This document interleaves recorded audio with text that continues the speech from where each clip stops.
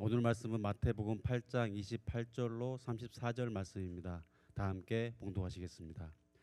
또 예수께서 건너편 가다라 지방에 가심에 귀신 들린 자 둘이 무덤 사이에서 나와 예수를 만나니 그들은 몹시 사나워 아무도 그 길로 지나갈 수 없을 지경이더라.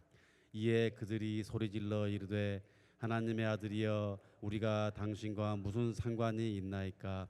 때가 이르기 전에 우리를 괴롭게 하려고 여기 오셨나이까 하더니 마침 멀리서 많은 돼지떼가 먹고 있는지라. 귀신들이 예수께 간구하여 이르되 만일 우리를 쫓아내시려면 돼지떼 들여보내 주소서 하니 그들에게 가라 하시니 귀신들이 나와서 돼지에게로 들어가는지라. 온 떼가 비탈로 내리달아 바다에 들어가서 물에서 몰사하거늘 치던 자들이 달아나 시내에 들어가 이 모든 일과 귀신 들린 자의 일을 고하니 온 시내가 예수를 만나려고 나가서 보고 그 지방에서 떠나시기를 간구하더라. 아멘. 하나님의 말씀입니다. 여러분 한 분 한 분을 주님이 기다리셨습니다. 오늘도 잘 오셨습니다.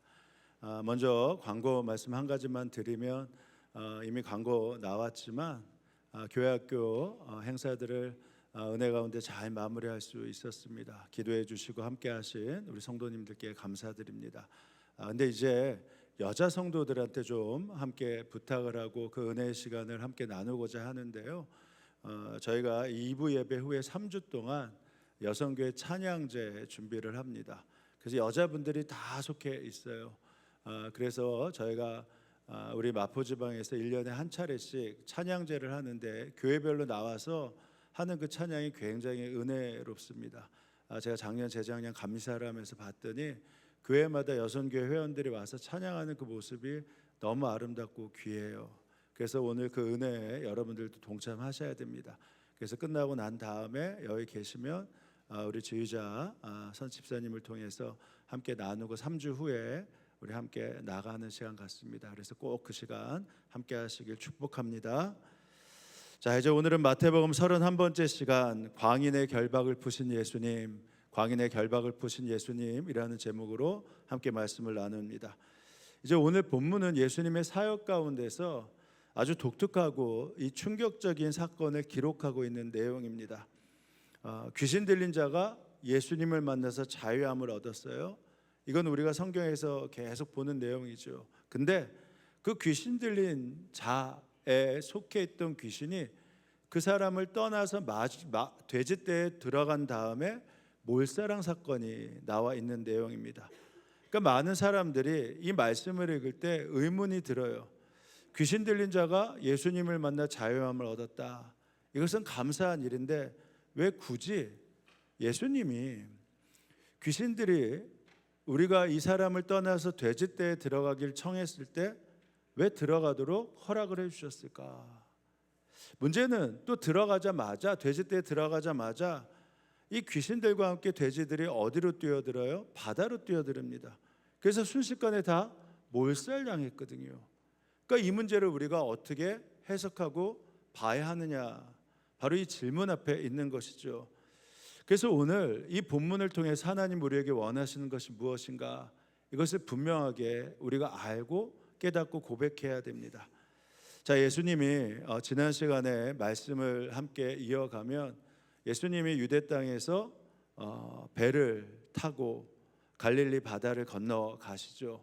그래서 도착한 곳이 거라사 지방, 오늘 마태복음에는 가다라 지방이라고 나와 있습니다. 근데 마태복음에는 가다라라고 나오고 누가복음에는 거라사 지방이라고 나오는데 이것이 우리로 말하면 그런 거예요. 가다라 지역 안에 거라사 지방이 있었다. 그러니까 그냥 같은 말로 이렇게 이해하시면 됩니다. 근데 중요한 것은 이 가라사 지역이 유대 땅이 아니에요. 이방인들의 땅입니다. 이방인들의 땅이었기 때문에 유대인들이 먹지 않은 돼지를 치는 곳이다. 그렇게 알 수 있었죠. 그러니까 예수님이 사역하시는 많은 사역 가운데 이방 땅에서 사역했다라는 것들이 많이 나와 있지 않은데, 어떻게 보면 예수님이 어떤 기적과 능력을 행하신 유일한 이방인 땅 가운데 하나이기도 합니다. 자, 28절에 이렇게 나와요.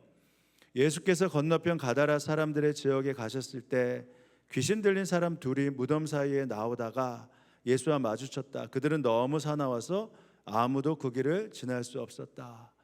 자, 그렇다면 예수님이 이곳에 가신 이유가 뭘까? 먼저 우리가 지난 시간에 말씀을 생각해 보면 예수님은 계속해서 선택, 반복, 집중을 통해 훈련을 계속해서 제자들과 함께 하시고 계십니다. 그래서 우리가 마태복음을 앞으로 계속 보면서 예수님이 선택, 반복, 집중하는 것이 무엇인가 알면 우리도 그것들을 영적으로 장착해서 그 삶을 살아갈 수 있죠. 그 첫 번째가 뭐라고 했죠? 지난 시간에 꾸짖어야 한다라고 말씀드렸어요. 그 꾸짖는 것이 무엇이냐? 나의 믿음 없음을 꾸짖어야 한다라고 말씀드렸습니다. 예수님이 함께 동행하시는데도 예수님께 맡기지 못하고 내 경험으로, 내 지혜로, 내 인맥으로 해결하려고 했던 내 믿음, 이것을 주님이 꾸짖어야 된다라고 말씀하신 거예요. 그래야지만 우리가 예수님께 맡길 수 있는 그 믿음 앞에 설 수 있는 것입니다. 예수님이 배를 타고 풍랑이는 그 바다 가운데 계셨잖아요. 제자들이 근데 예수님을 깨울 생각을 하지 않습니다. 왜냐하면 자신들이 이미 뱃사람이었기 때문에 자신의 경험으로 이 풍랑을 헤쳐나가고자 했어요. 근데 도저히 이것을 해결할 방법이 없었습니다. 점점 배에 물이 차여 죽게 되었습니다. 그때야 자신들의 옆에 있는 예수님을 깨울 생각을 해요. 그때야 예수님께 우리를 좀 살려주세요 하면서 주님으로 찾습니다. 근데 예수님의 행동이 어떻게 하셨어요? 그냥 예수님한테 살려주세요 라고 했으면 바다를 잠잠케 하시는 것이 예수님이 하셔야 될 일인데, 예수님은 풍랑이 있는 바다를 꾸짖는 것이 아니라 먼저 누구를 꾸짖으셨다고 했어요? 제자들을 꾸짖으셨습니다. 제자들의 믿음 없음을 꾸짖으셨어요. 그런데 바다에 풍랑이 일어나서, 큰 풍랑이 일어나서 바다가 물결에 막 뒤덮일 위험에 빠지게 되었다. 그런데 예수께서는 주무시고 계셨다. 안 깨웠던 것이죠. 제자들이 그때야 죽을 지경이 돼서 예수를 깨우고 말하였다. 주님, 주님이라는 거 아는 거예요. 살려주십시오. 우리가 죽게 되었습니다. 근데 예수님께서 바다를 잠잠케 하시지 않고 왜 무서워하느냐? 그리고 뭐라고 말씀하셨습니까? 믿음이 적은 사람들아. 제자들에게 내가 옆에 있었는데 왜 너는 이 문제를 너 힘으로, 너 경험으로 해결하고 했어? 이제 내가 있으니까 나한테 맡겨. 나와 함께 문제를 해결해 나가자 하면서 제자들의 믿음 없음을 꾸짖으시면서 나에게 맡기는 훈련, 바로 이 훈련을 이 배에서 제자들이 경험케 된 것입니다. 이게 첫 번째 훈련이에요. 늘 선택, 방법, 집중에 있어서 예수님께 맡기는 훈련. 두 번째는 뭐죠? 우리가 주님께 기도하며 간구할 뿐만 아니라 예수의 이름으로 선포하고 명령하는 이 훈련을 우리가 끊임없이 해야 한다라는 겁니다. 예수님과 동행하고 예수님이 나와 함께 하신다라고 믿는다면 예수님은 자연을 꾸짖을 수 있으시고 질병에 꾸짖을 수 있으시고 귀신의 묶임을 꾸짖을 수 있으며 그것들을 떠나보내고 해결해 주실 수 있으세요. 예수님이 바다를 잠잠케 하시면서 이 일들을 제자들에게 보여주시며 하신 일이 무엇입니까? 끊임없이 귀신들을 쫓아내시고 역사하시면서 제자들과 동행하면서 배우기 원했던 게 무엇입니까? 제자들도 예수님이 부활하고 승천하시고 난 다음에 이 사역을 이어받아서 이 땅에서 예수 믿는 사람이 바로 귀신을 꾸짖을 수 있고 질병을 떠나보낼 수 있고 하나님의 역사를 행할 수 있음을 바로 보여주시기 위해 끊임없이 훈련을 시키셨어요. 그러니까 우리가 하나님께 간구합니다 라고 하는 기도의 차원을 넘어서 더 함께 믿음의 차원으로 나아갈 때 예수님처럼 꾸짖고 선포하고 명령할 수 있는 그 믿음을 우리가 장착해야 됩니다. 예수님은 제자들과 3년 동안 함께 계시면서 끊임없이 이 일들을 우리가 행하길 원하셨어요. 그래서 예수님이 부활하시고 난 다음에 제자들이 했던 사역이, 초대교회 사역이 무엇입니까? 그들을 구원하고 하나님의 역사를 일으킬 뿐만 아니라 예수님처럼 그들도 꾸짖고 명령하고 선포하는 사역을 했어요. 야고보 사도가 뭐합니까? 공식적인 예배에서도 너희들 중에 병든 자가 있느냐라고 하면서 장로들과 함께 이 일을 해결할 것이다 라고 합니다. 제자들은 끊임없이 이 일들을 행하면서 예수님께 배웠던 꾸짖고 명령하고 선포하는 이 일들을 행할 수 있었어요. 여러분, 우리에게 있어서 바로 동일한 믿음이 있어야 됩니다. 우리가 끊임없이 훈련하다 보면 우리가 예수님의 제자라면 우리도 예수님이 가르쳐 주신 대로 우리가 나를 꾸짖으며 예수님께 믿음으로 맡길 수 있는 이 삶을 살아갈 수 있고요. 예수님께 간구함을 넘어서 예수님처럼 우리가 이 땅에서 꾸짖고 명령하고 함께 선포하면서 주의 능력을 행할 수 있는 그 능력을 경험할 수 있습니다. 그렇다면 오늘 주께서 이방인 땅까지 가서 이 제자들에게 훈련하고 가르쳐주고 싶은 게 무엇이었나? 그것은 바로 한 사람입니다. 한 사람을 향한 나의 마음, 한 사람을 향한 나의 사랑이 무엇인가를 보여주길 원하셨다라는 거예요. 예수님이 이방 땅에 가서 하신 것은 딱 하나였어요. 왜 가셨냐? 예수님이 이방 땅까지 가신 목적이 무엇이었냐라고 하는 것은 딱 오늘 9절에 보면 알 수 있습니다. 귀신 들린 사람의 묶임을 풀어주기 위해서 가셨어요. 그냥 이방 땅에 우연히 가셨다가 귀신 들린 사람을 만나서 그 사람의 묶임을 풀어주신 것이 아니라 그 한 사람, 바로 귀신 들린 그 한 사람을 위해서 예수님이 굳이 풍랑이 있는 바다를 건너서 바로 이방 땅에서 그 사람의 묶임을 풀어주신 거예요. 그리고 묶임을 풀어준 다음에 예수님은 다시 유대 땅으로 오셨습니다. 자, 한번 읽어볼게요. 그들은 바다 건너편 거라사 사람들의 지역으로 갔다. 이방 땅으로 가셨어요. 예수께서 배에 내리니, 그래서 첫 번째 하신 것이 무엇이냐? 그 악한 귀신 들린 사람 하나가 무덤에서 나와 예수님을 만났다. 그래서 예수님이 그 묶임을 풀어주셨어요. 그러고 난 다음에 거기서 다른 어떤 사역을 하신 게 아닙니다. 21절 보면 이렇게 나와 있어요. 우리 함께 읽어보겠습니다. 예수께서 배를 타고 맞은편으로 다시 건너가시니 큰 무리가 예수께로 모여들었다. 이게 어떤 상황인지 이해가 되세요? 그러니까 예수님께서 이방 땅 거라사 지역에서 귀신 들린 사람의 묶임을 풀어주신 다음에 다시 배를 타고 유대 지역으로 오셨어요. 근데 와서 봤더니 이미 큰 무리가 예수님을 기다리고 있었습니다. 예수님이 유대 땅에 가실 때마다 어느 지역을 가도 어마어마한 사람들이 몰려들었잖아요.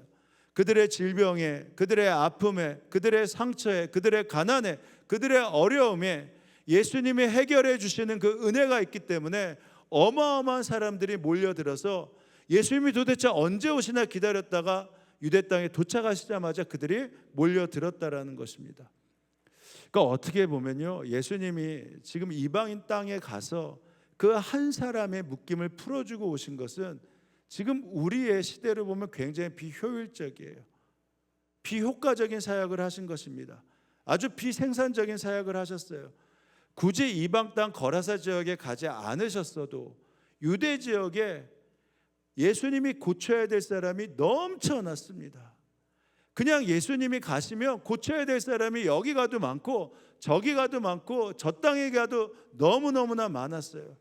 근데 굳이 그 한 사람을 위해서 이방인 땅, 그것도 유대 사람의 이방인 그 한 사람을 위해서 제자들까지 데리고 거기까지 왜 가셨겠습니까? 그 시간이면 더 많은 사람들 고칠 수 있었어요.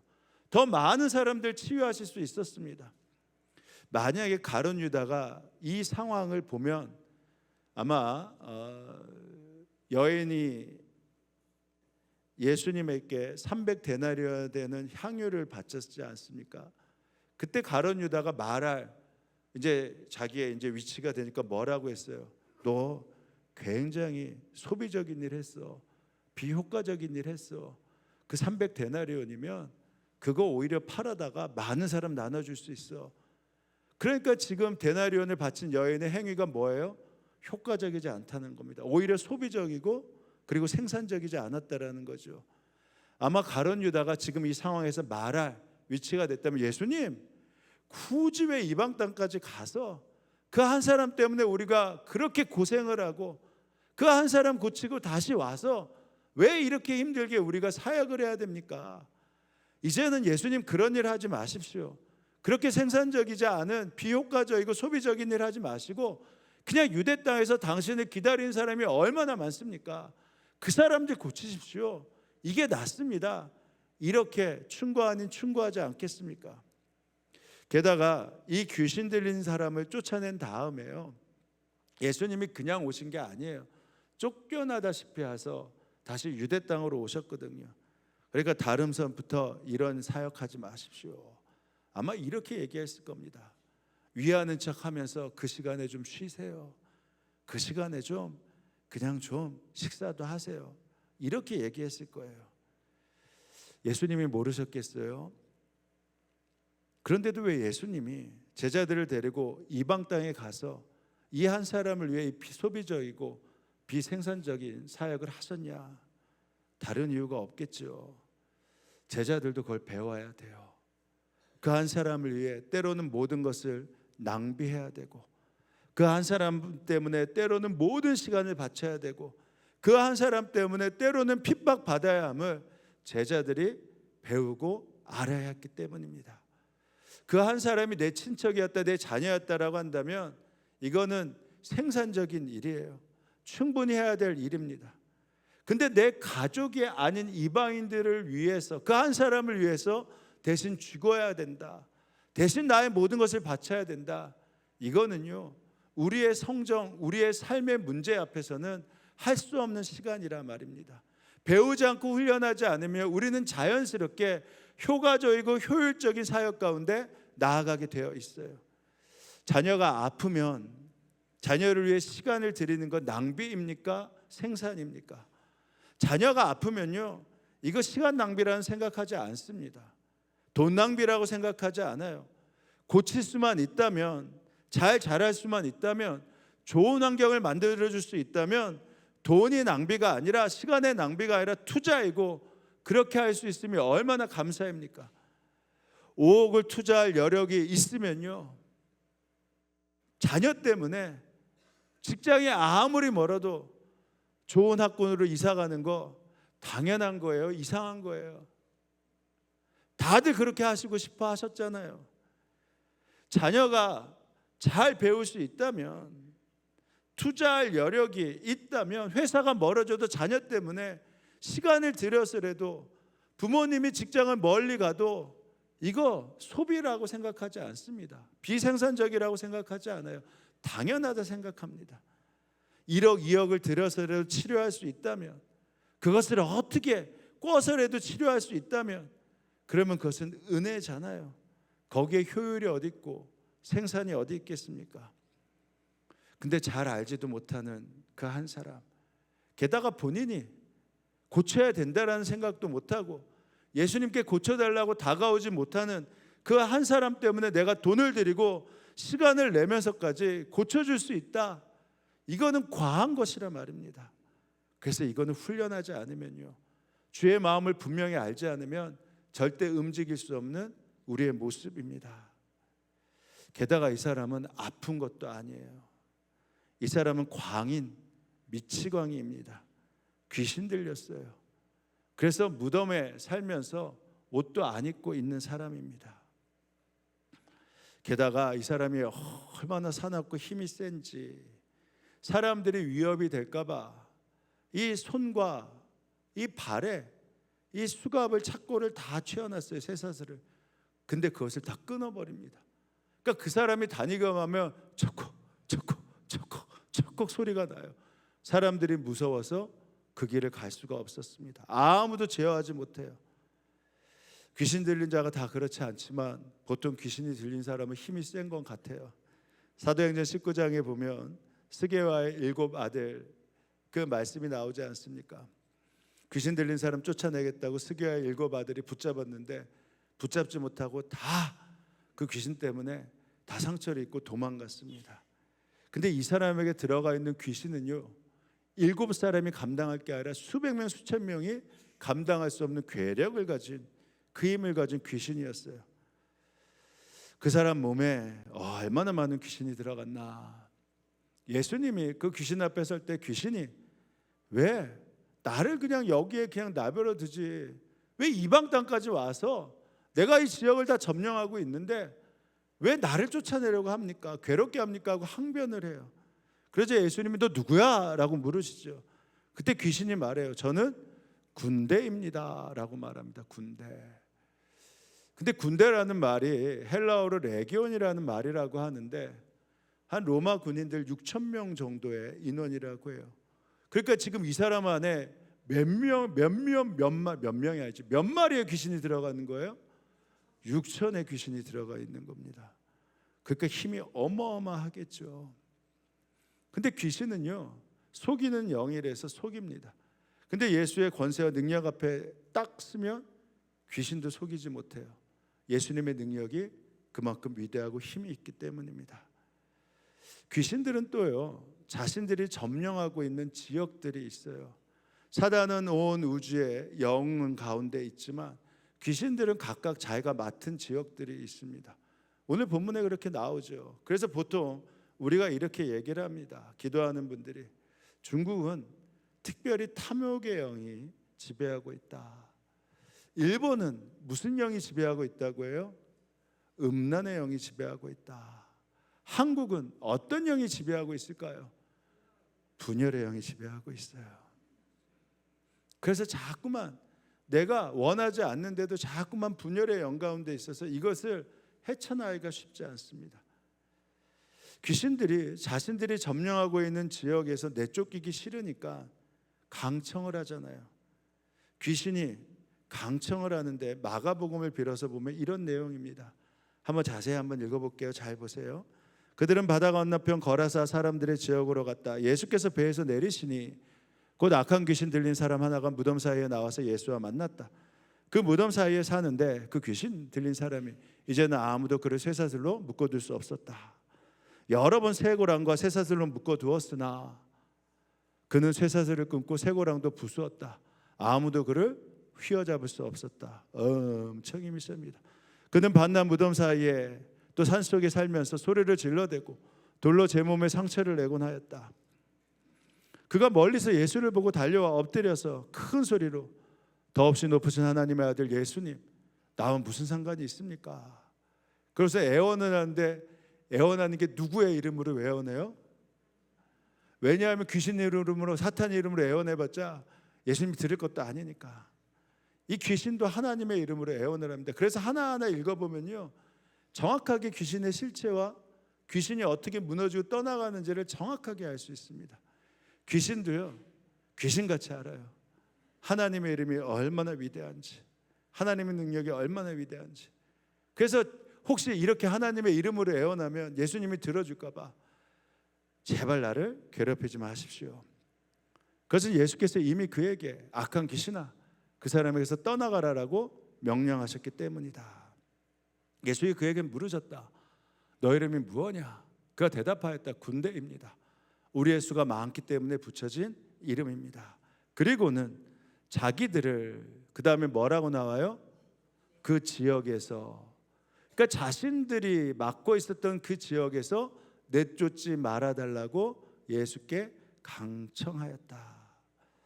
자, 그렇다면 오늘도 우리 주변에 귀신이, 악한 영이 있을까요? 없을까요? 대답을 크게 해보세요. 있어요? 없어요? 그러니까 조심해야 돼요? 안 조심해야 돼요?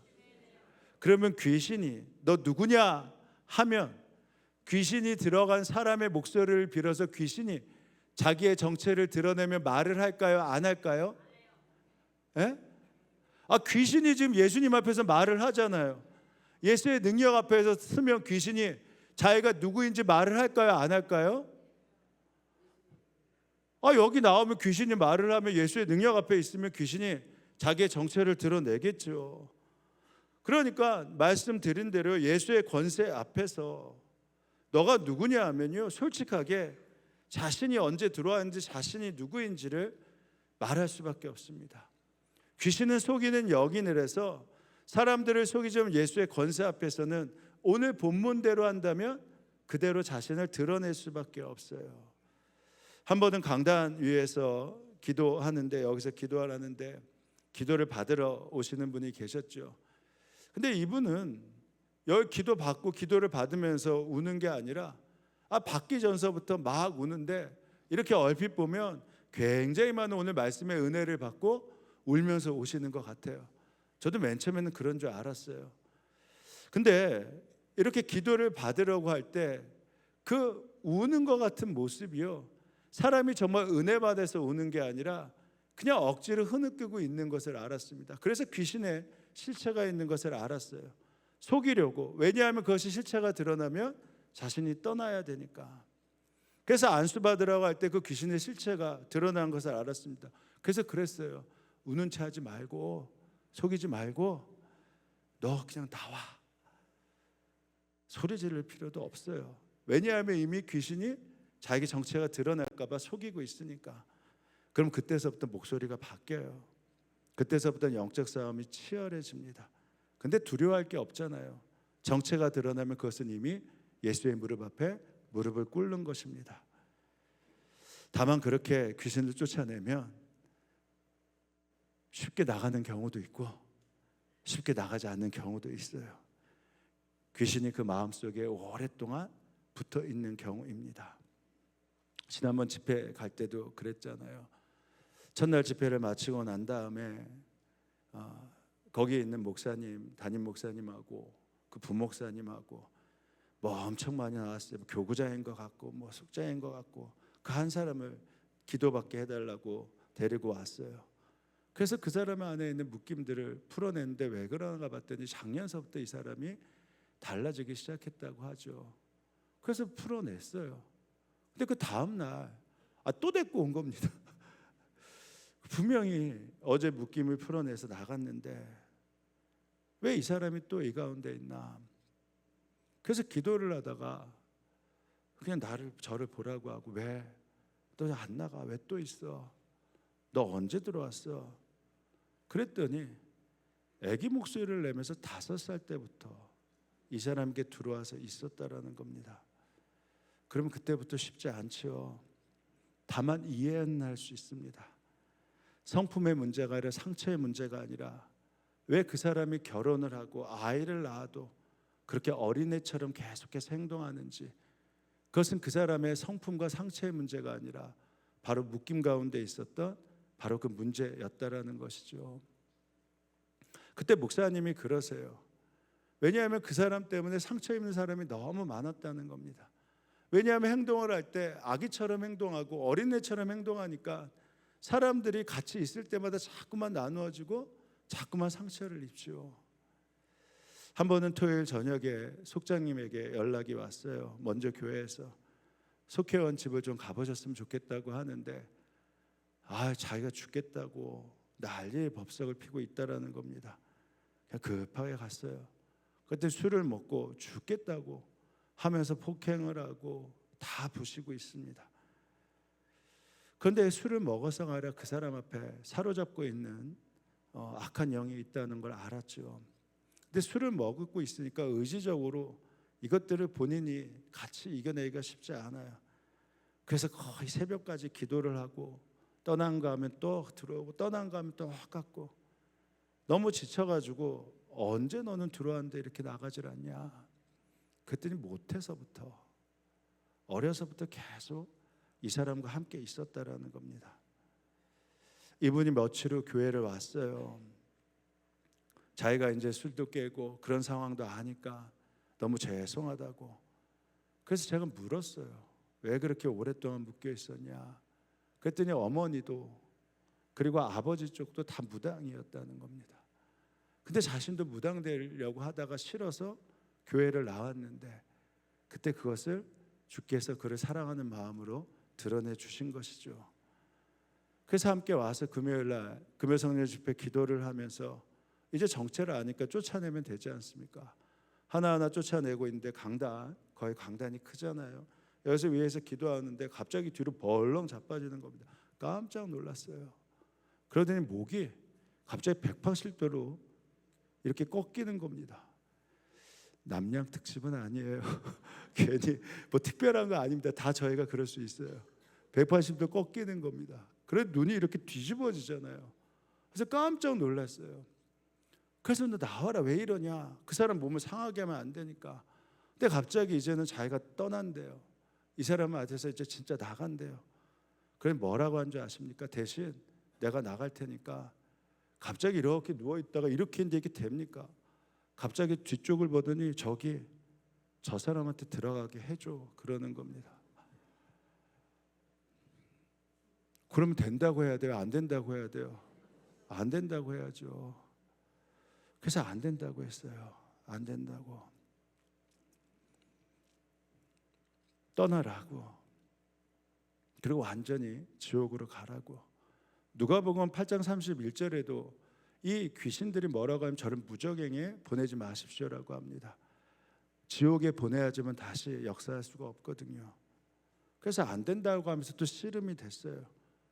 근데 안 나간다고 그러면, 그래서 왜 그러냐고 했더니 뭐라고 한 줄 아십니까? 그 귀신놈이 저 사람은 안 믿는다는 거예요. 저 사람은 예수를 안 믿는다는 겁니다. 그러니까 저 사람한테 들어가게 해달라는 겁니다. 깜짝 놀랐어요. 우리가 이 자리에 다 있는 것 같아도 정말 예수님 안 믿는 사람이 있습니다. 그게 언제든지 나한테 미혹과 어려움이 올 수 있는 거예요. 그럼 말씀드린 대로 훈련하면 됩니다. 저만 하는 것이 아니라 다 똑같아요. 우리가 제자이기 때문에 선포하고 명령하면 됩니다. 그러면 그 몸에 거하지 못하고 떠나갑니다. 그렇다고 모든 것을 다 귀신이라고 해석해서는 안 돼요. 몸이 약해져 얻게 되는 질병이 있고 사람으로 받은 상처도 있습니다. 그러나 분명한 것은 우리가 어떤 묶임 가운데 있다면 누구도 온전하고 경건하고 완전한 삶을 살아갈 수는 없습니다. 그래서 이 훈련들을 계속해서 하시는 거예요. 지금 이 군대가 들어간 귀신, 이 귀신이 예수님 앞에 자신의 정체가 다 드러났어요. 그래서 말씀드린 대로 예수님을 쫓아내셔야 되죠. 근데 자신이 거했던 지역에서 떠나가기 싫었던 귀신이 갑자기 돼지떼에 들어가게 해달라고 예수님에게 간청을 하는 것입니다. 그래서 여기서 아주 난해해요. 말씀드린 대로 그러면 예수님이라면 어떻게 하셔야 됩니까? 안 돼! 하고서 너는 지옥으로 가! 이렇게 말씀을 하시는 게 당연한 건데, 돼지떼에 들어가겠다고 하는데 들어가도록 허락을 하셨다라는 거예요. 그랬더니 악한 귀신이 그 말을 듣자마자 쏜살같이 나와가지고 거기에 있던 돼지떼에 들어가는데 2,000마리 가까이 되는 돼지떼에 들어갑니다. 그러고서는 어떻게 해요? 돼지떼에 거하는 것이 아니라 들어가자마자 돼지를 몰고 바다로 뛰어들었어요. 그래서 2,000마리가 순식간에 몰사한 것입니다. 그러니까 군대 귀신이 소멸된 것이 아니에요. 오히려 그 지역 이방인의 땅에서 돼지를 키웠던 사람의 엄청난 재산상의 손실을 준 것입니다. 그래서 이해가 되지 않잖아요. 왜 예수님이 이렇게 하셨을까? 그래서 대단히 이해가 되지 않고 충격적인 내용입니다. 이 모습을 본 사람들이 가서 알리죠. 그때 사람들이 와요.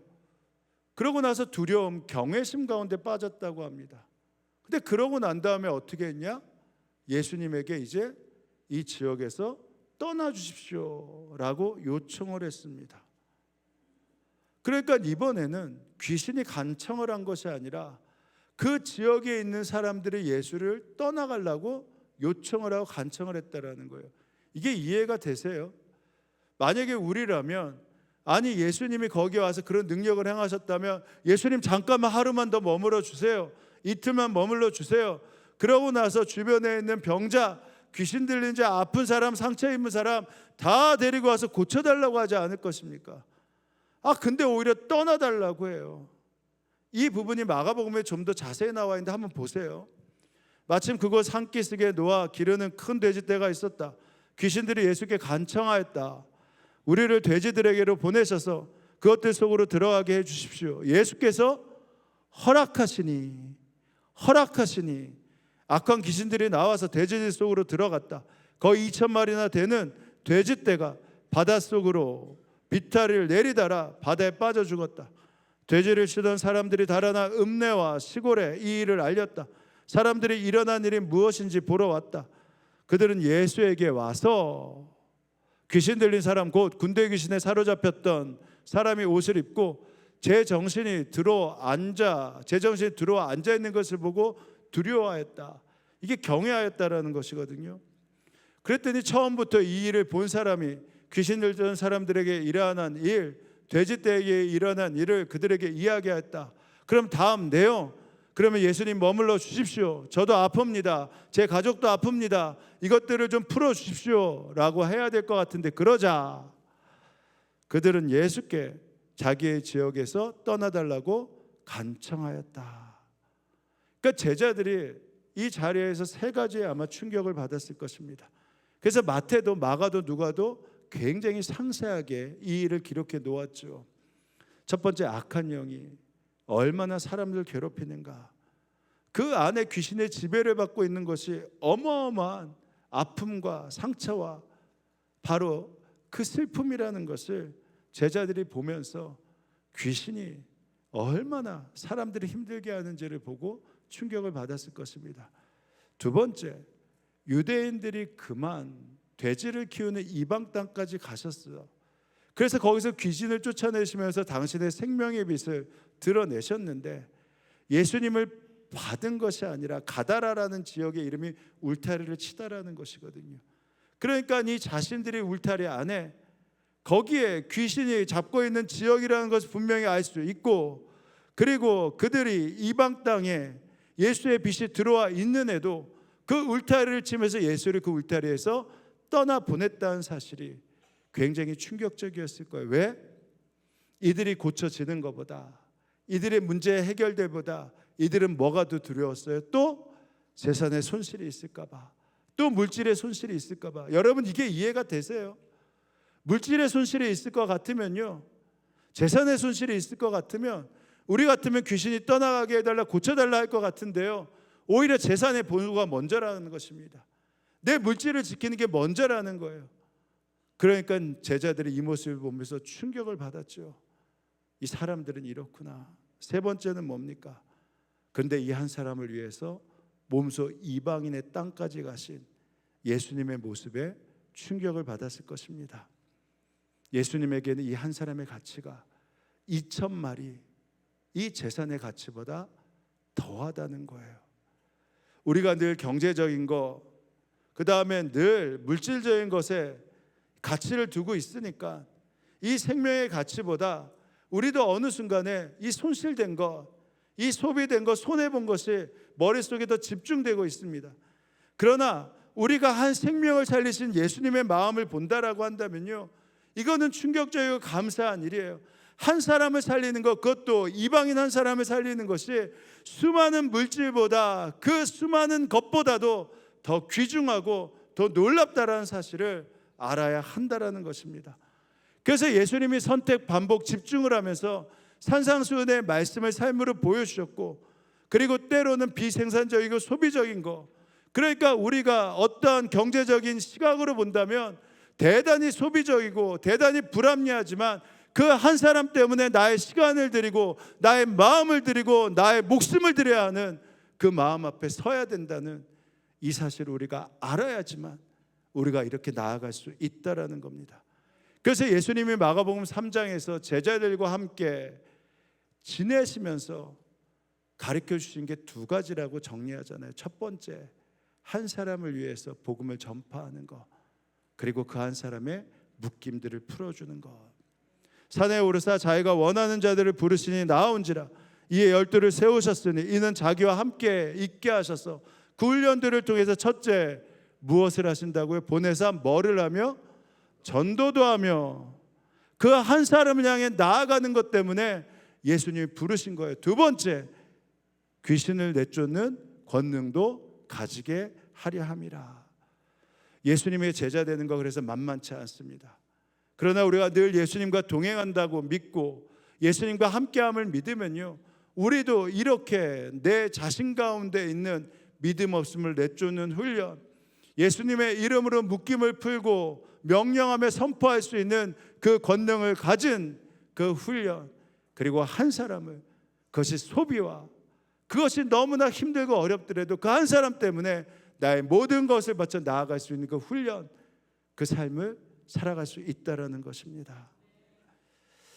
이제 말씀을 마쳐요. 우리 역시 이전에 이렇게 상하고 아프며 지옥 갈 사람으로 그렇게 치부됐던 사람들 아닙니까? 예수님을 정말 알기 전에는 예수님이 때로는 나를 괴롭히는 분으로, 나에게 자꾸만 손해를 끼치고 힘든 분으로, 그래서 말은 예수님이 나의 생명인 걸 알지만 예수님 좀 떠나갔으면 좋겠다, 웬 팔자가 예수 믿어서 이거 어떻게 할 수도 없고 자꾸만 이런 마음에 어려움을 주나 하는 그런 마음을 가진 적도 있지 않습니까? 근데 자꾸만 예수님을 알게 되니까 예수님의 능력이 내 능력이 되고 싶고, 예수님처럼 때로는 소비하고, 시간을 소비하고, 물질을 소비하고, 영혼을 소비하고, 그럼에도 대가 없이 그 한 사람 때문에 눈물을 흘리며 그 한 사람 때문에 다가가면서 그 한 사람이 구원을 받을 수 있다면 나는 모든 것을 드려도 만족합니다 하는 그 마음으로 우리가 살아갈 수 있지 않겠습니까? 그러니 이제는 움직여야 됩니다. 심령이 상하고 파괴된 그 한 사람 때문에 여러분의 시간과 마음과 물질을 드리는 그 인생이 되십시오. 한 사람을 찾을 만큼, 죽을 만큼 그 사람을 위해서 생명을 살리기 위한 간절한 인생이 여러분의 삶에 이루어지기를 위해 간절히 구하십시오. 한 사람을 영적인 묶임에서 벗어나 생명으로 이끄는 이 사역에 전심으로 여러분의 시간을 들이십시오. 그러할 때 그 한 사람을 찾아 구원에 이르게 하시는 놀라운 은혜와 약속, 그 통로로 사용된 기쁨이 여러분의 삶 가운데 가득하게 넘쳐날 것입니다. 그 약속과 축복이 사랑하는 여러분의 삶에 넘쳐나기를 주님의 이름으로 축원합니다. 이제 기도하실 때 우리 오늘도 두 가지 기도를 합니다. 주님, 내 묶임에서 풀려나길 원합니다. 자꾸만 내가 있는 것이 회복이 되는 것이 아니라 자꾸만 분열하고 나눈다면 예수의 이름으로 명하노니 자꾸만 분열시키는 이 모든 모습들 떠나갈지어다. 내 가족이 술과 음란과 중독과 게으름, 사나워서 아무것도 못하는 묶임 가운데 있습니다. 예수의 이름으로 명하노니 떠나갈지어다. 주님, 이제 한 사람을 위해 나의 비용과 시간을 드리게 하여 주옵소서.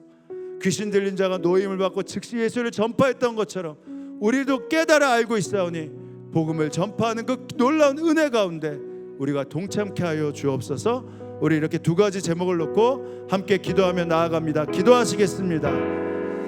하나님 아버지 감사합니다. 하나님의 은혜와 약속, 그 축복들을 마음껏 누리며 나아갑니다. 생명의 은혜 가운데 있게 하시고 생명의 축복 가운데 있게 하여 주옵소서. 주님, 내 안에 분열의 영이 떠나가게 하시고 내 안에 묶임이 떠나가게 하여 주옵소서. 술과 중독에 빠지고 게으름과 음란의 중독에 빠지고 사나워서 아무 일도 할 수 없는 그 묶임에서 내 가족들이 풀려나게 하여 주옵소서. 예수의 이름으로 명하노니 모든 중독의 영이 떠나갈지어다. 음란의 영이 떠나갈지어다. 게으름의 영이 떠나갈지어다. 질병의 근원이 떠나갈지어다. 사나워서 그 집안에 머물고 있는 그 무덤에 그들이 떠나갈지어다. 성령님 함께 하여 주옵소서. 우리 안에 예수의 생명이 있게 하시고 예수의 은혜가 있게 하시고 예수의 축복이 있게 하시고 구원의 은혜들을 마음껏 누리게 하여 주옵소서. 은혜와 사랑이 충만하신 아버지 하나님, 주님을 믿는 믿음이 우리에게 있음이 참으로 감사합니다. 그러나 그 믿음이 실제화되지 못하는 그 안타까움이 여전히 우리에게 있습니다. 주님이 곁에 계셔도 주님께 맡기는 것이 여전히 익숙하지 않습니다.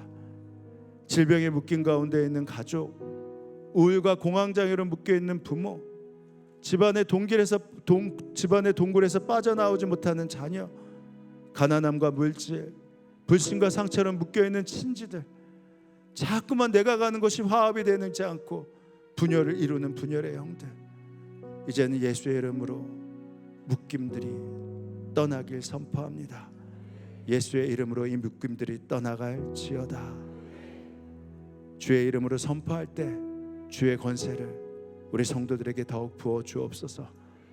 또한 복음을 필요치 않아 이 복음을 원하지 않는 바로 그들에게 다가갈 수 있는 예수의 마음을 허락해 주셔서 그들을 위해 시간과 물질을 다해 다가가게 하시고 그들을 예수를 영접할 수 있는 그 은혜를 더하여 주옵소서. 그 한 사람을 위해 거룩한 낭비를 하게 하시고 거룩한 시간을 드리게 하셔서 그것이 나의 기쁨과 사명이 되게 하여 주옵소서. 주님, 이제 오늘도 북한을 위해 기도합니다. 서로의 체제를 인정하는 불안정한 평화가 아니라 모든 사람에게 자유가 선포되는 자유민주주의 체제로의 통일이 준비되게 하시고 억류되어 있는 우리 선교사님, 목사님, 성도들 속기 석방되게 하여 주옵소서. 전 세계에 흩어진 성도님, 선교사님들을 보호하여 주시고 그 자녀들을 책임져 주옵소서. 오늘도 주님께 감사하여 허락하신 것의 일부를 떼어 봉헌합니다. 주님, 우리의 예물을 받아 주옵소서. 감사드리며 예수님의 이름으로 기도합니다. 아멘. 우리 다 함께 일어나셔서 오늘 먼저 나에게 선포하는 것입니다. 내가 예수의 이름으로 나음을 입었다, 이렇게 선포합니다. 자, 이제 우리 옆에 사람에게 이렇게 인사합니다. 한 영혼을 구원하는데 모든 시간과 물질을 바칩시다, 이렇게 인사하시겠습니다. 아멘. 우리 주님 앞에 찬양하며 나아갑니다. 하나님 나라 임하소서.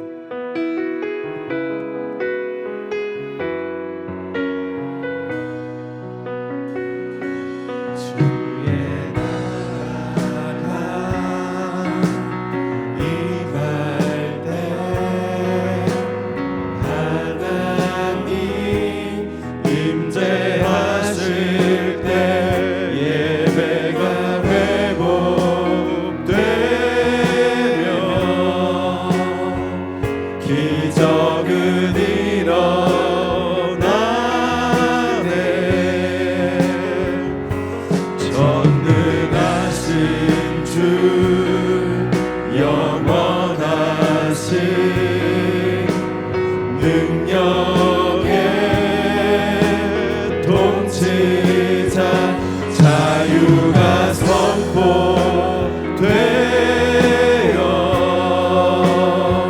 주 백성 돌아오네. 하나님 나라 임하소서.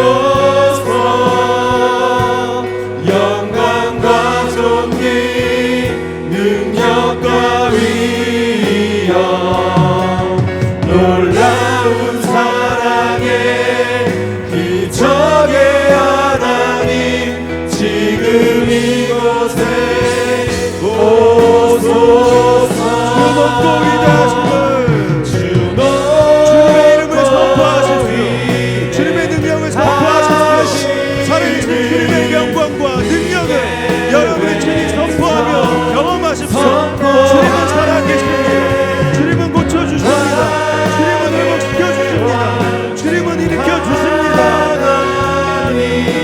지금 오소서. 하나님 나라 임하소서. 영광과 존귀 능력과 위엄 놀라운 사랑의 기적의 하나님 지금 이곳에 오소서. 지금은 성부, 성자, 성령 삼일체 하나님의 은혜와 사랑과 기적이 이 예배에 함께한 성도들 머리머리 가운데, 이들의 가정과 일터 가운데 지금으로부터 영원히 함께하옵시기를 간절히 축원하옵나이다. 아멘.